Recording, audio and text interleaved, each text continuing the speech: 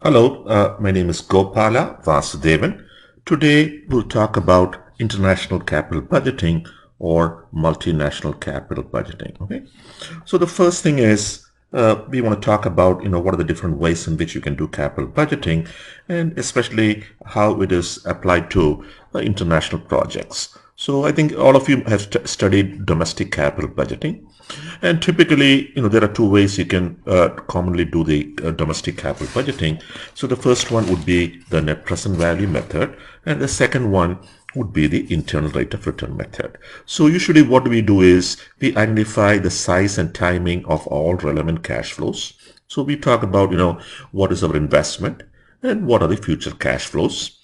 We identify the riskiness of the cash flows to determine the appropriate discount rate. So for example, for GE, they might have a certain discount rate or a cost of capital. For GM, they might have their own cost of capital and so on. So that depends upon the risk of the business. And then we find the NPV by discounting the cash flows at the appropriate discount rate. So what we typically do is that we take the present value of the inflows minus the present value of the outflows. That gives you the NPV of the project. So that's why we want to take everything back to year zero. Now, how about international capital budgeting? So let's say GM has a project in Mexico or Starbucks goes to Europe. What are the differences? I think the main difference is the risk of the project could be different.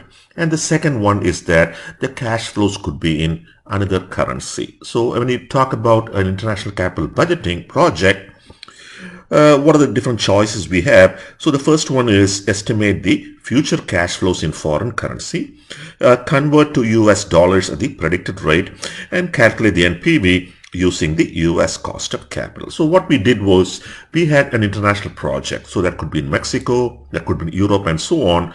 All the cash flows are in foreign currency, and we found out what are the expected future spot rates. And the best predictor of that would be the forward rate. And once we have the forward rate, we can convert all the future cash flows in foreign currency back into US dollars.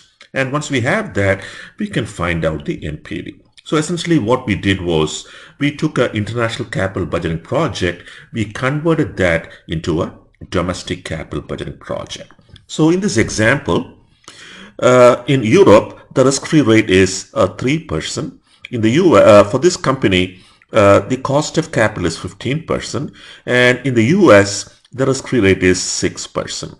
And when you talk about their notation, S0 dollar over E, Europe, that is the price of €1, or that is a direct exchange rate.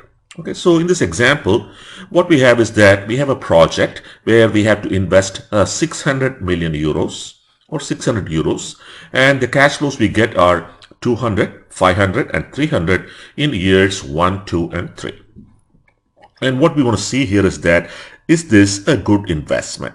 Now, one of the things you see here is that the exchange rate they give you is 0.55265. That seems, very small, especially when you look at current numbers, but let's take it as given. So that tells you that for €1, we have to pay 0.55265 US dollars. Okay. And as we talked before, these are the numbers, and the numbers are the risk-free rate in Europe is 3%, the risk-free rate in the US is 6%, and finally the cost of capital in the US is 15%. Okay, so these are the numbers that we want to focus on, and we want to see whether it's a good investment. Okay, so what we want to do here is that the investment at time 0 is 600 euros. We want to multiply it by the current exchange rate. So the spot rate is 0.55265. So 600 times 0.55265, that gives you 331.60 in US dollars. Okay, so that is the investment at time t equals 0. So what we did was we took the investment in euros, we converted that into US dollars at the spot exchange rate. Now the next one is 200 euros at time t equals 1. So what we want to do now is that we want to find out what is the expected spot rate. And how do we find out the expected spot rate? So all that we are doing here is that would be the spot rate at time t equals 0. So that is the S0 times 1 plus the interest rate in the US divided by 1 plus the interest rate in Europe, okay, raised to 1. Okay, that's what we are doing here. So 0.55265, that is the spot exchange rate. 1.06 is the interest rate in the US, and 1.03 is the interest rate in Europe. So what it tells you here is that in 1 year, we expect the exchange rate to be 0.5687. So once we have that, we can take the cash flow in year 1, which is 200 multiplied by the forward rate. So that gives us the 113.7. Now we want to do the same thing for year 2. So what we are doing here is that the spot rate in year 2, okay, so we are saying that the forward rate in year 2 is equal to the current exchange rate times 1 plus the interest rate in the US divided by 1 plus the interest rate in Europe raised to 2. Okay, that's what we are doing here. So that gives you 1.06 divided by 1.03 the whole square times the current exchange rate. And here that was 0.55265 from the earlier case. Okay, so this is multiplied by 0.55265. Okay, so that gives you, I think, 0.5814, something like that. We want to multiply it by the future cash flows, which is 500 euros. That gives us the 292.67. That is in US dollars. And the last one is we want to take it raised to 3. So this is going to be the forward rate in year 3 is going to be, okay, the spot rate times 1 plus the interest rate in the US divided by 1 plus the interest rate in Europe, okay, raised to 3. So here that gives us again the same numbers, 0.55265 times 1.06 divided by 1.03 raised to 3. I think that gives us 0.602, and 0.602 multiplied by the 300, that gives us 180.7. That is the cash flow in year 3. So essentially here, what we did was we took a international project. So that was a project in Europe, and we converted all the cash flows back into US dollars. So essentially what we did was now we have the same capital budgeting project that you did in your previous finance course in corporate finance. So we know all the cash flows, we know the investment. So based upon that, we can find out the NPV or the internal rate of return. So it's not pretty straightforward once we do this. Now, what is the second way we can do that? The second way we can do this project is estimate the future cash flows in foreign currency, estimate the foreign currency discount rate, calculate the foreign currency NPV using the foreign cost of capital, and then translate the foreign currency NPV into dollars using the spot exchange rate. So what we are doing is that the first step is exactly the same as what we did before. We have the project cash flows in foreign currency.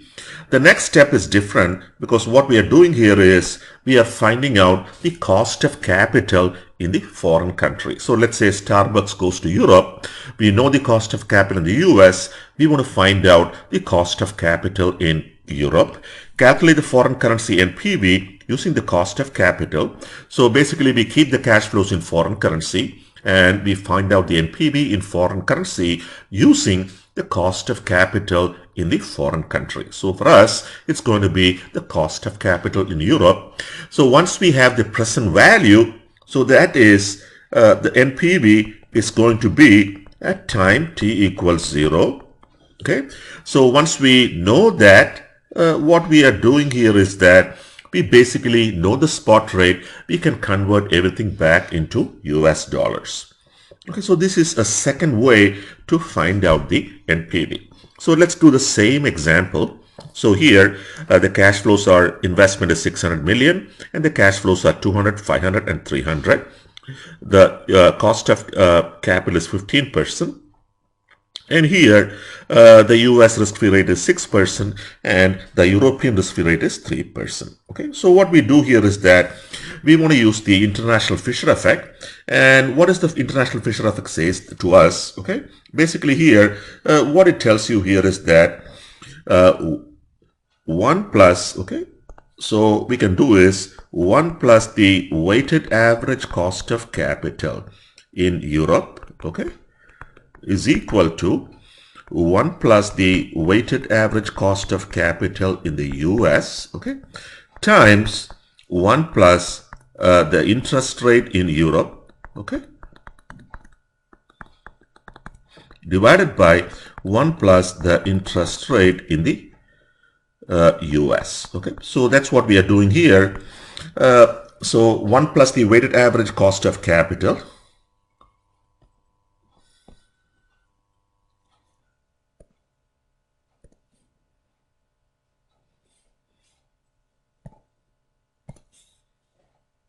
So what I want to do is, I just want to go through just to show you the,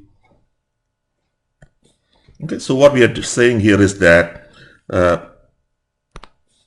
1 plus the weighted average cost of capital in the foreign country, okay, so here that's going to be Europe, is equal to 1 plus the weighted average cost of capital in the US times 1 plus Europe, okay, divided by 1 plus IUS. Okay, so in our case, that is 1.15 times 1.03 divided by 1.06. Okay, so this is interest rate in the Europe, okay, and this is the interest rate in US. Okay, so basically what we are saying here is that if the interest rate in US is 15%, the risk-free rate in Europe is 3%, and the risk-free rate in the US is 6%, the cost of capital in Europe is going to be roughly 3% lower, or to be exact, okay, what they find here is that it's going to be 11.75. Okay, so this is what they're doing here. 1 plus the weighted average cost of capital in US times 1 plus the risk-free rate in the Europe divided by 1 plus the risk-free rate in the US. So that gives you 11.75%, or just like you said before, as a ballpark, the risk-free rate is 3% lower in Europe. So we are saying that our cost of capital would be roughly 3% lower. So once we have that, we can find out the NPV. So in this case, we want to find out the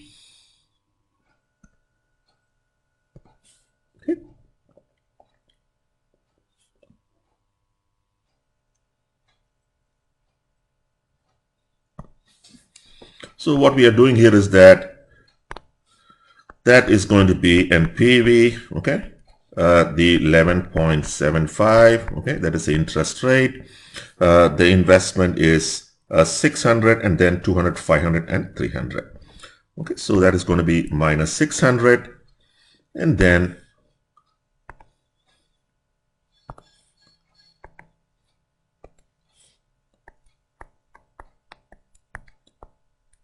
200.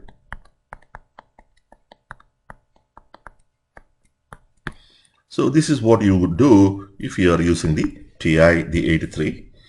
And once we have that, we can find out the NPV. So the NPV here is going to be at 11.75%. That is going to be 194.39. Okay. And we can convert it into US dollars using the spot exchange rate of 0.55265. So that gives you an NPV of 107.43. Okay, so this is basically how we can use it in a financial calculator. So what we did here was we have two equally valid approaches. So the first one is change the foreign cash flows into dollars at the expected exchange rate that would be there. Find the dollar NPV using the dollar cost of capital. So in this case, we kept the cash flows, the foreign cash flows, we converted that using the expected spot rates. And then we have a US project. We found out the NPV. The second was find the foreign currency NPV using the foreign currency cost of capital. Translate that into dollars at the spot rate. So there we found out the cost of capital in the foreign country. We found the NPV in the foreign country, and then we converted that into dollars at the spot exchange rate. So basically here what they say is that if you do your calculations correct, both of them would be exactly the same answer. Which method you prefer is your choice. But all said and done, I would say that you are better off using the second method. And the reason why you're better off is because you have fewer calculations and typically you make fewer mistakes. Okay, so that's why I say that you are better off using the second method, that is find out the cost of capital in the foreign country, find the NPV in the foreign currency, and then convert it back into US dollars at the spot exchange rate.